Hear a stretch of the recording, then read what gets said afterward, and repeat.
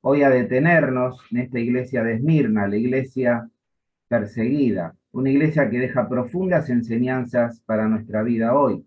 Había comentado que estos arcos era la entrada justamente a este lugar tan importante del Asia Menor, que estaba con una situación maravillosa porque se encontraba en esta carretera que cruzaba Frigia y Lidia, lo cual hacía de esta ciudad que tenga una vida comercial muy intensa. Era una ciudad comercial como pasó con Éfeso.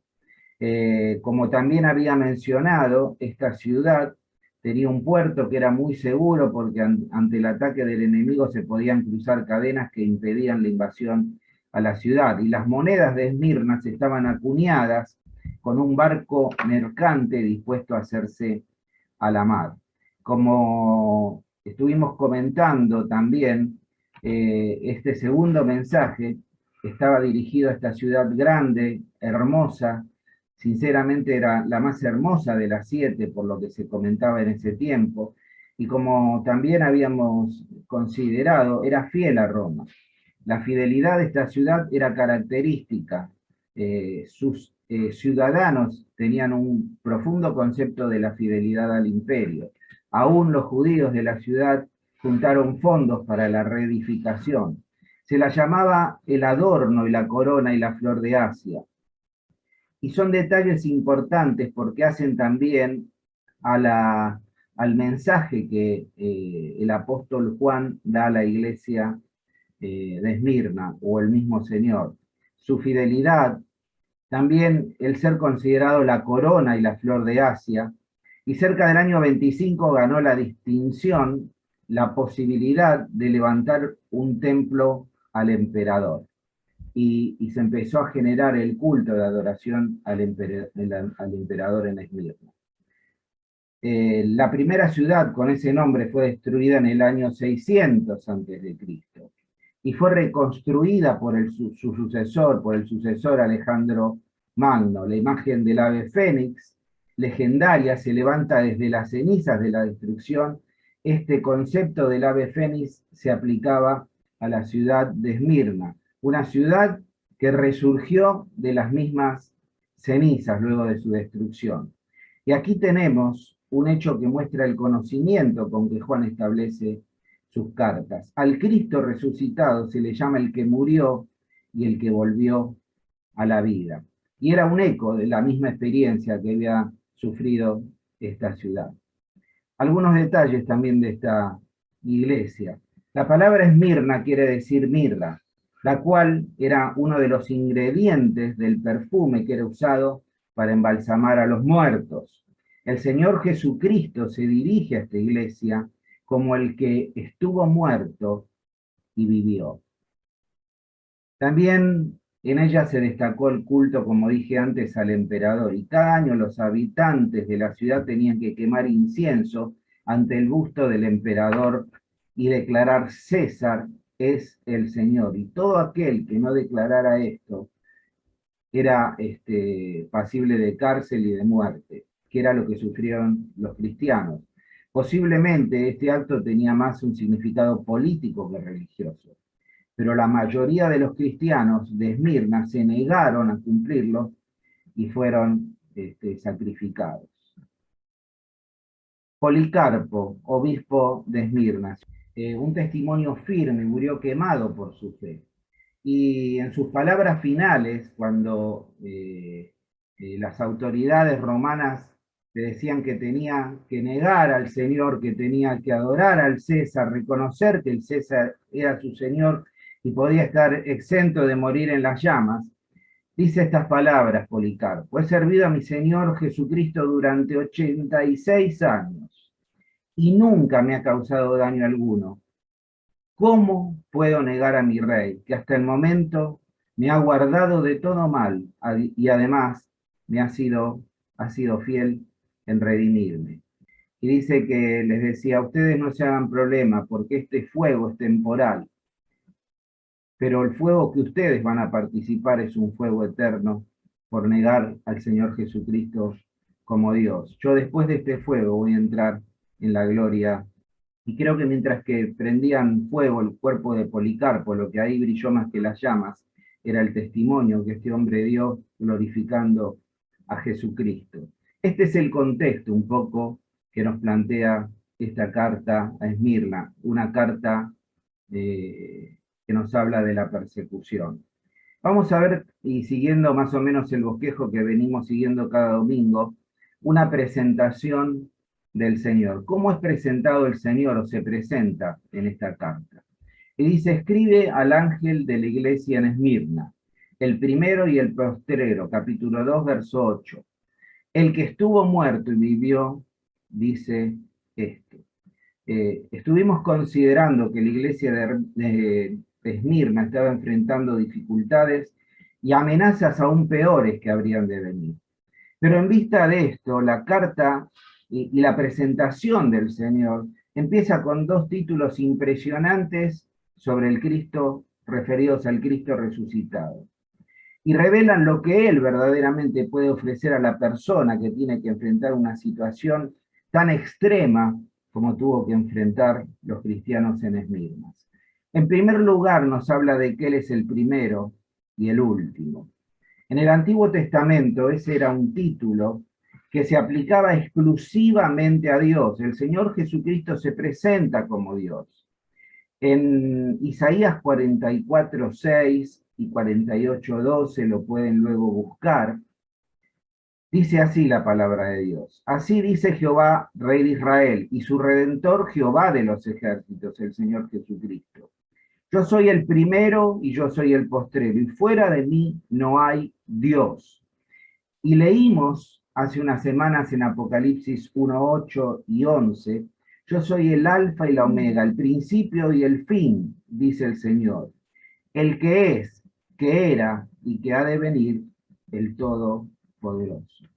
La primera imagen que nos presenta del Señor es de su eternidad, es el eterno, es el que siempre estuvo, es el no creado, es el que no tuvo principio ni final, es aquel que se le presenta en la zarza a Moisés y cuando Moisés le dice, ¿quién sos?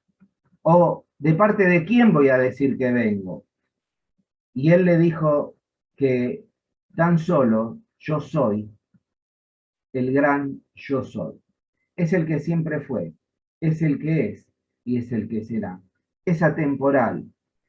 Pero es maravilloso pensar que este Cristo resucitado y con esta presentación maravillosa nos habla de que siempre, siempre está con nosotros. Aún desde antes de nacer, aún en las circunstancias más difíciles que podamos enfrentar en nuestra vida, Él siempre ha estado y Él siempre estará. Y el día que partamos de este mundo, Él va a seguir estando. Él es el eterno, es el que siempre, el que fue y el que será. El Cristo resucitado es el que experimentó lo peor que este mundo podía hacer con una persona. Murió en esa cruz agónica y fuera lo que fuera que le sucediera a estos cristianos de Esmirna, Jesucristo se presenta como aquel que estuvo muerto y vivió, como aquel que había pasado por estas circunstancias. Había sido sacrificado cumpliendo la voluntad de Dios y por su fidelidad a Dios. Y Él puede ayudar porque sabe exactamente lo que están pasando estas personas de Esmirna. El primero y el postrero, el eterno, el que estuvo muerto y vivió, dice esto, aquel que ha vuelto a vivir. El Cristo resucitado triunfó sobre el dolor y sobre la muerte. Y nos ofrece y nos abre a través de esto y de su conocimiento de estas realidades humanas la posibilidad de acercarnos a Él. Cantábamos que el mejor lugar que podemos estar es a sus pies.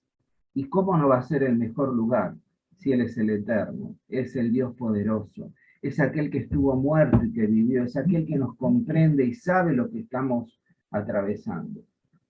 Es el lugar de refugio, y es el lugar de paz, y es el lugar donde lo imposible se hace posible, a los pies del resucitado. Dice allí 1 Corintios 15:20, nos dice el apóstol Pablo, pero lo cierto es que Cristo ha resucitado. Él es el primer fruto, es la primicia de la cosecha. Ha sido el primero en resucitar. Y así como por causa de un hombre vino la muerte, también por causa de un hombre, el Señor Jesucristo, viene la resurrección de los muertos. Y así como en Adán todos mueren, así en Cristo todos tendrán vida. No solo vida eterna, sino está hablando de una vida abundante, una vida diferente, una vida con propósito que surge de la maravillosa obra de Cristo en la cruz. Y sigue diciendo, pero cada uno en el orden que corresponda. Cristo en primer lugar, las primicias. Después, cuando Cristo vuelve,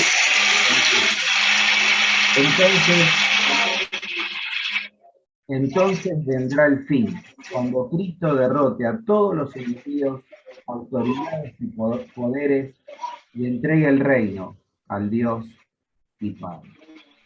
El Cristo resucitado fue el que experimentó la muerte y la vida. Está vivo y vive para siempre. Ese es nuestro Dios. Ese es el que se presenta a la iglesia de Esmirna en medio del sufrimiento, del dolor y de la persecución. Y le dice, yo soy el primero y el postrero, el eterno.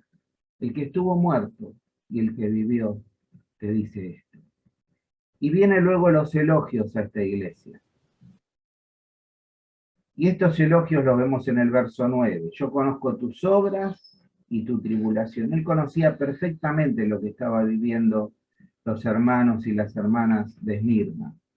Y tu tribulación y tu pobreza, y entre paréntesis pone, Juan escribe, inspirado por el Espíritu Santo, pero tú eres rico. Y la blasfemia de los que se dicen ser judíos y no lo son, sino que son sinagoga de Satanás. Yo conozco tus obras. El Señor conocía perfectamente lo que estaba pasando cada hermano en particular. Y hermano, no hay nada que estés pasando en tu vida que el Señor no conozca. El Señor conoce perfectamente las circunstancias que puedas estar atravesando, lo que hay en tu corazón. Hasta el dolor más profundo, la herida más profunda, el Señor la conoce. El Señor sabe lo que estás atravesando. Y te dice, yo conozco perfectamente lo que estás pasando. El hecho de que la mayoría de los cristianos pertenecían a la clase más baja en Esmirna, nos habla justamente de este concepto de extrema pobreza. Había una gran diferencia, una gran cima entre los cristianos y su pobreza y el resto de la sociedad de Esmirna que disfrutaban de una situación económica muy buena. Porque eran absolutamente marginados, estaban en el fondo de la escala social. Y cuando yo leía esto pensaba en la historia de India y en la historia de Pakistán, y lo que nos cuenta David sobre el grupo de cristianos pakistaníes que son absolutamente relegados, que conforman el estrato más bajo de la sociedad y que realizan los peores trabajos, y que muchos de ellos se encuentran en esta pobreza. Pero había también otra razón para esta pobreza de los cristianos, y no podía dejar tampoco de pensar la experiencia de Pakistán. Ellos sufrían el despojo de sus bienes. Como había explicado en sesiones anteriores, eran despojados por ser cristianos de todo lo que tenían. Había veces que la chusma pagana atacaba inesperadamente a los cristianos y les destrozaba las casas, como pasó en ese incendio en Pakistán, en ese barrio cristiano. La vida no era nada fácil para los cristianos de Esmirna, o en cualquier otro lugar del Imperio Romano. Quizás puedan volver a ver el primer video y allí yo puntualizo un montón de causas que justificaban para los romanos el perseguir a los cristianos. Pero también vemos que eso mismo es lo que Cristo hizo por nosotros, experimentar esta pobreza. Ustedes recuerdan allí en 2 Corintios 8:9, ese texto que lo conocemos de memoria, que dice, ya conocen la gracia de nuestro Señor Jesucristo, que aunque era rico, por causa de ustedes se hizo pobre, para que mediante su pobreza ustedes llegaran a ser ricos. A través de la pobreza que experimentó el Señor, nosotros fuimos enriquecidos. El Señor fue pobre porque dio todo lo que podía, no tenía más para dar, dio su vida, dio hasta su última gota de sangre allí en la cruz. Y la pobreza, este concepto de pobreza, de sacrificio de Cristo, reside en eso. Yo soy pobre cuando no tengo nada, cuando me despojo de todo. Y el Señor experimentó esa pobreza, siendo rico, siendo el dueño de todo, el dueño del mundo, dice que murió en la cruz y allí dio todo. ¿Qué más le podíamos pedir al Señor? Se empobreció por nosotros, porque ya no tenía más para dar. Una persona pobre es aquella que le pedimos algo y le decís, mira, yo soy pobre, no tengo nada, no te puedo dar nada. Estoy en la extrema pobreza. Y eso sufrió el Señor. Pero gracias a que Él dio todo, hasta su última gota de sangre, es que nosotros fuimos enriquecidos. Los hombres podrían considerar a los cristianos de Esmirna como pobres, como carentes de todo, pero eran poseedores de todo, porque eran herederos de Dios y coherederos con Cristo. Romanos 8:17 dice, así que como somos sus hijos, vos y yo, hermanos, somos también herederos. De hecho, somos herederos junto con Cristo de la gloria de Dios. Pero si vamos a participar de su gloria, dice Pablo allí en Romanos, también debemos participar de su sufrimiento. La palabra allí, sufrimiento y tribulación, significa apretar, afligir, sentir la opresión de la aflicción por una extrema angustia, calamidad y persecución. Estos hombres sufrían tribulación.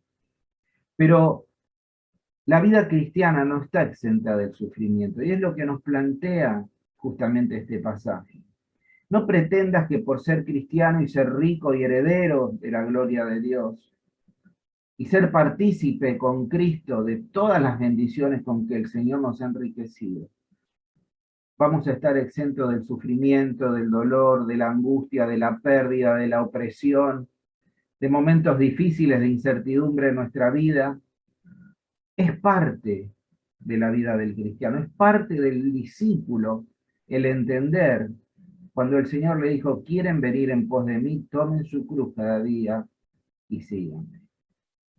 Ellos no sé qué esperarían que el Señor le diga, mirá, vengan detrás de mí, van a ser ricos, van a ser poderosos, van a compartir el gobierno de Jerusalén conmigo. Y el Señor le dijo, no, tienen que negarse a ustedes mismos y estar dispuestos, como yo, a sufrir, cuando a veces ese sufrimiento implique la cruz.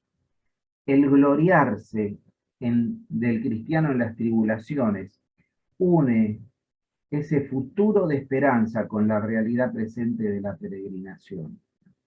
Porque mientras que somos perseguidos y afligidos en este mundo y sufrimos quizás situaciones de pobreza, situaciones de incomprensión, situaciones de dolor, de enfermedad, y enfermedades crónicas y enfermedades que quizás sean terminales, nos lleva a gloriarnos, a estar orgullosos de que somos participantes también con esto de los sufrimientos de Cristo. Pero estar aferrados a ese peregrinaje de esperanza, sabiendo que nos espera una vida mejor, sabiendo que nos espera un lugar preparado por el Señor para cada uno de nosotros, donde no va a haber lágrima, no va a haber dolor, donde vamos a estar sueltos de todas estas ataduras que la carne y la humanidad nos tiene atados. La paz con Dios no se manifiesta siempre en el presente como un estado ausente de dificultades. Muy por el contrario. La situación de aflicción profunda no contradice la paz que el cristiano tiene que tener, porque descansamos en la paz de Dios, porque tenemos realidad de que podemos tener fe aún en medio del momento más difícil de nuestra vida. Aún en la angustia más intensa, podemos mantenernos gozosos, porque sabemos que Dios tiene el control. que nada de lo que sucede en nuestra vida es casualidad, sino es una causalidad. Y esto nos tiene que producir esperanza, nos tiene que producir paz, nos tiene que producir gozo. A nadie le gusta pasar por momentos difíciles, pero cuánto gozo, que es un estado de ánimo, no es un estado alegre y riéndonos, sino atravesarlo con ese gozo que sobrepasa nuestro entendimiento, esa paz que nos plantea el apóstol, a través de la cual podemos experimentar esta calma aún en medio de la tormenta. Porque todas estas tribulaciones del tiempo presente son un medio de bendición para nosotros. Porque el Señor está trabajando en cada uno de nosotros a través de estos sufrimientos y dolores para formar el carácter de Cristo en vos y en mí. Y que podamos asemejarnos a la imagen de su Hijo. ¿Recuerdan lo que dice allí Santiago capítulo 1?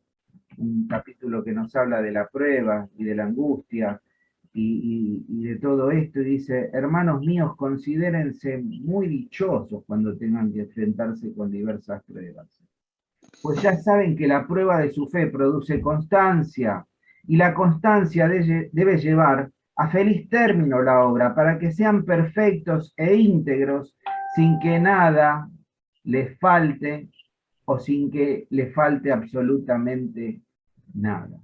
El propósito de la prueba es ejercitar nuestra fe. Es para que podamos crecer en la fe, pero es para que podamos aferrarnos más al Señor, darnos cuenta de nuestra debilidad, de nuestra fragilidad y descansar absolutamente en Él, para que nada, nada nos falte. El Señor tiene previsto darnos absolutamente todo. Dice allí también que dice que sufrían la blasfemia de los que dicen ser judíos y no lo son, sino que son sinagoga de Satanás. Los judíos de Esmirna, como le dije antes, habían ofrendado, nosotros decimos ofrendado, habían hecho una colecta para poder reconstruir la ciudad. Juntaron mucho dinero para ellos. Estaban muy bien vistos dentro de la sociedad de Esmirna. Ahora, estos judíos de Esmirna se negaron a reconocer a Jesús como el Mesías y maldijeron a él y a sus seguidores, y estuvieron entre los primeros para perseguir y acusar a los cristianos ante los romanos. Basta leer el libro de Hechos para ver que la primer persecución contra los cristianos estuvo a manos de los judíos. Y decían que los cristianos reconocían como Señor a Jesús y no al César. Y esto bastaba para que fueran encarcelados y muertos. Los judíos que rechazaban a Jesús, se los consideraba que detrás de ellos y esta persecución estaba el mismo Satanás. Él mismo se estaba encargando de perseguir a la iglesia, aún a través de estos judíos. Por eso es que aquí se le llama la sinagoga, son estos judíos la sinagoga de Satanás. Es curioso porque Jesús, cuando escribe a la iglesia de Esmirna y de Filadelfia, explica que son lugares donde Satanás instigaba por medio de las sinagogas hacia la blasfemia y la mentira, hacia los pobres cristianos, hacia aquellos que estaban en esta condición de pobreza, pero que a la vez eran ricos en Cristo. Porque también en estas dos ciudades había iglesias a las que Jesús alaba, tanto en Esmirna como en Filadelfia. Son iglesias que no tienen reproches de parte del Señor. Son iglesias que estaban siendo elogiadas por el Señor, aún estar en estos lugares tan oscuros. Por eso a pesar de la persecución, de la tribulación, aún a pesar de todos estos sufrimientos, el Señor nos dice que conoce lo que estamos pasando, de nuestra tribulación, de nuestra pobreza, pero no nos olvidemos que somos ricos en Él. Y aún ante la blasfemia de los demás, ante los demás que nos marginan, por mantener y defender nuestros principios cristianos, somos perseguidos, somos segregados, pero no importa, el Señor lo sabe. Y a través de La pobreza que tuvo que experimentar la iglesia de Esmirna fue una pobreza que enriqueció a todos aquellos que pudieron recibir la salvación y la vida eterna a través de su testimonio. En medio de la tribulación, en medio del dolor, hermanos, tenemos que testificar, no victimizarnos, no golpearnos el pecho, no decir, ay, mirá qué mal que estoy, mirá cómo estoy sufriendo. No, tenemos que pensar que el Señor está en el control. Y tenemos que ser testimonios para otros, que aún a pesar de ese sufrimiento y ese dolor, reconozco a Cristo como mi Señor, el primero y el último, el Señor que murió y resucitó y que me da poder para levantarme cada día, para enfrentar la vida y sus complejidades, para enfrentar un día de dolor en medio de una enfermedad, pero abrazado a esta fe, a esta paz y este gozo de saber que tenemos que estar orgullosos porque este peregrinaje quizás con dolor, podemos estar abrazados a la esperanza de una vida mejor, donde todo esto terminará. Luego hay un desafío expresado a los creyentes individualmente. Dice el verso 10, no temas en nada lo que vas a padecer. Aquí el diablo echará a algunos de vosotros en la cárcel, para que seáis probados y tendréis tribulación por 10 días. Sé fiel hasta la muerte, y yo te daré la corona de la vida. La corona de la vida. 10 días aquí, hablamos del simbolismo de los números en el libro de Apocalipsis, significa un breve tiempo, un tiempo que pasaría pronto, un tiempo acotado, un tiempo medido. Así es que esta profecía es al mismo tiempo una advertencia y una promesa. El encarcelamiento se va a producir. Dice, van a tener que ustedes ser echados en la cárcel para ser probados y van a tener tribulación, pero va a ser nada más que por un tiempo corto, un tiempo limitado. En el mundo antiguo, y sobre todo en esta sociedad, el ir a la cárcel, más allá de lo que eran las cárceles, que era un pozo en el cual se dejaba caer prácticamente al, a la persona y tenía tan solo una entrada y salida por el techo, lleno de humedad, de mugre, pero era una antesala de la muerte. Aquel que era apresado sabía que su final estaba ya determinado, tenía que morir. Y le dice acá, no teman, no temas en nada, no temas lo que vas a padecer, no tenés por qué temer. El terror de ser cristiano estaba en la inseguridad de lo que le podría llegar a suceder. Pero recordemos lo que dice 1 Corintios 10:13, dice, ustedes no han pasado por ninguna prueba que no sea humanamente soportable. Y pueden ustedes confiar en Dios, que no los va a dejar sufrir más pruebas más duras de lo que puedan soportar. Por el contrario, cuando llegue la prueba, Dios le dará también la manera de salir de ella para que puedan soportarla. 10 días. Iban a ser probados, iban a ser encarcelados, pero los alienta diciendo esto va a ser por un tiempo. Este pasaje también, como vemos, hay una demanda de fidelidad o de lealtad.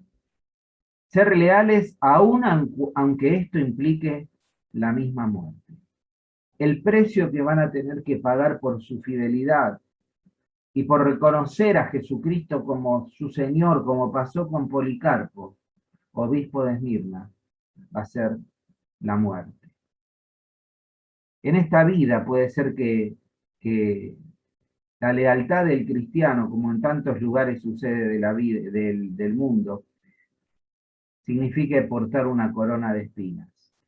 Pero en la vida que está por venir, dice la palabra de Dios y promete allí que yo te daré una corona de vida. Quizás tengas que identificarte en Cristo, quien murió y fue fiel hasta la muerte, y muerte de cruz, dice la palabra. Pero también vas a ser coronado con Él. El que sirve fielmente a Jesucristo y a sus semejantes a lo largo de toda su vida, nos dice aquí que va a recibir una corona. La ciudad tenía un monte y las edificaciones de ese monte en Esmirna, que era observado desde el valle, formaban una corona. Por eso le llamaban la corona de Esmirna. Y dice que tenía una belleza extraordinaria, sobre todo de noche cuando se iluminaba. Y toma ese ejemplo el apóstol Juan y el Señor al mandar esta carta. Y le dice, yo te daré la corona de vida. Una corona que es mucho mayor que la corona de Asia, es mucho mayor que la corona de Esmirna. El cristiano que es leal va a tener el gozo de ser invitado al banquete de Dios. Vamos a tener un lugar en su mesa. El ser fiel nos asegura tener el gozo de entrar a la presencia y a una intimidad mucho mayor con Dios. El ser fiel será coronado, dice aquí, por una corona de vida. Y vamos a ser semejantes a Él porque vamos a verle, dice, como Él es. Va a haber un momento y un tiempo en que nos encontraremos cara a cara con el Señor. Y vamos a poder recibir aquella corona, una corona de vida, una corona que nos habla del triunfo y de la fidelidad. Y es una corona, hermanos, que no es para cualquiera. Pero tenemos que estar dispuestos a ser fieles, aún hasta la muerte, si es necesario, para poder ser coronados con la vida. ¿Y qué es esta corona de vida, sino la misma vida eterna? El hecho no solo físico quizás de una corona que el Señor nos dé en su presencia, sino la vida eterna que va a coronar nuestras vidas y nos va a asegurar una eternidad con Cristo, una eternidad con Él.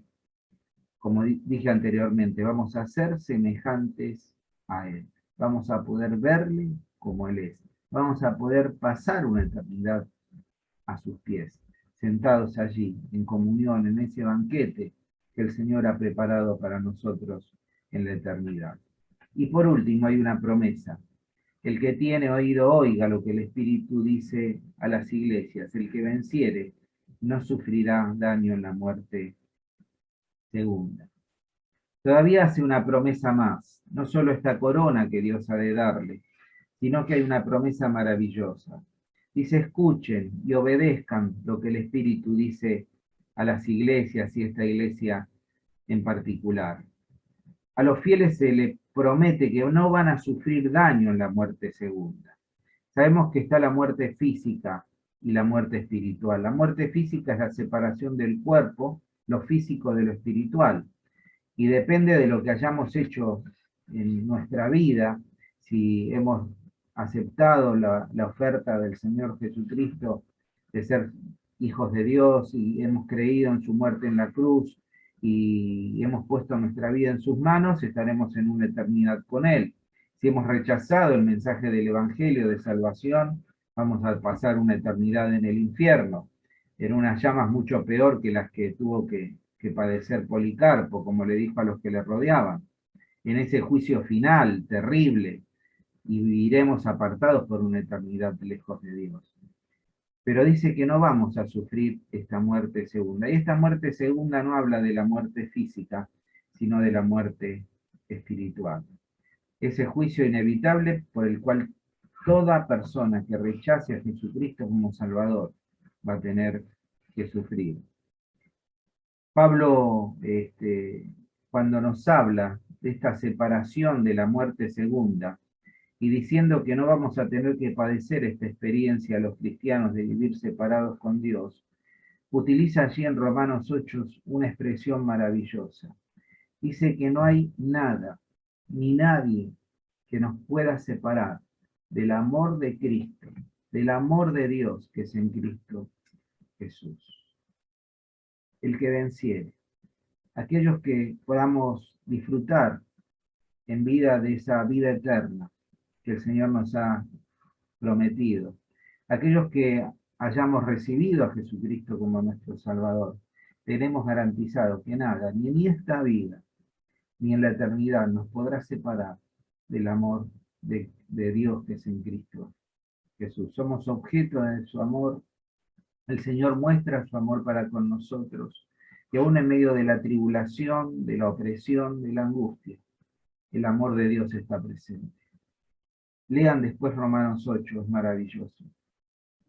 Dice que aquel que no escatimó ni aún a su propio Hijo, sino que lo entregó, ¿cómo no nos dará con él todas las cosas? Y yo quiero terminar hoy simplemente con una propuesta. Sería buen momento para que pienses qué te está afligiendo, qué te está atribulando, qué te está oprimiendo, qué te causa dolor, qué te causa temor, y que vayas a los pies del Señor, a los pies del resucitado, aquel que se presenta como el primero y el último, aquel que venció la muerte, venció a Satanás, venció el pecado. Y ese poder de la resurrección de Cristo obra poderosamente en cada uno de nosotros. Él está presente y activo en nuestra vida. Y Él quiere que nos refugiemos y que seamos fieles y que tengamos esa paz y esa esperanza que surgen de allí, de la cruz, de esa relación íntima con Cristo. Y que pongamos nuestros dolores, nuestras angustias, nuestros temores en este día a los pies de Jesús. Y le digamos, Señor, gracias. Gracias porque puedo gozarme aún en medio de las tribulaciones. Porque sé que junto con la prueba vos ya tenés preparada la salida. Que no voy a ser probado más de 10 días. Esta prueba tiene un final. Aunque ese final implique la muerte. Aunque ese final se termine con este padecimiento, con la muerte. Sé, Señor, que tengo un lugar que vos has preparado para mí, para poder pasar una eternidad contigo. Y si vos todavía no has puesto tu vida en las manos del Señor, que mires a la cruz, que mires al Señor Jesucristo, que mostró su amor para con vos. Siendo pecador, Cristo murió por vos. El rico, el dueño de todo, se hizo pobre.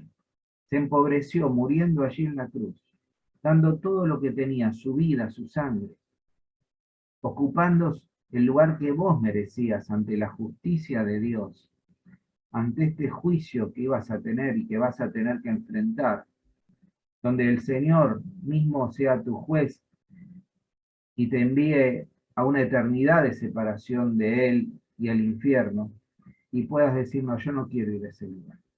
Yo quiero vivir una vida tomado de la mano de Dios. Y mires a la cruz y digas, Señor, creo que moriste por mis pecados en la cruz. Creo que ocupaste mi lugar ante la justicia de Dios, para que yo no tenga que sufrir de ese juicio final y de esa separación eterna por mis pecados. Señor, quiero vivir una vida tomado de tu mano. Cree que Jesucristo murió por vos. Pedile que te limpie de tus pecados. Arrepentite de ellos. Decirle, Señor, creo. Y creo que Cristo murió, pero también que resucitó y tiene el poder para cambiar mi vida y darme una vida distinta y abundante. Que el Señor te bendiga en este día y vamos a terminar este tiempo con una oración. Y sería un momento para que vos inclines tu rostro en la presencia de Dios. Pienses en tu realidad, pienses en lo que te atribula, te preocupa, te aflige, y lo pongas a sus pies. Lo pongas en ese lugar, donde no hay un lugar más maravilloso que a los pies del Señor. Y puedas agradecerle y alabarle y glorificarle en este día, porque Él es Dios, porque Él está presente en nuestras vidas, y porque ha preparado un lugar maravilloso para que estemos para siempre con Él. Y si vos todavía no lo has hecho, puedas en este momento también inclinando tu rostro y con tus palabras decirle, Señor, salvame. Señor, perdóname mis pecados, te recibo como mi Salvador.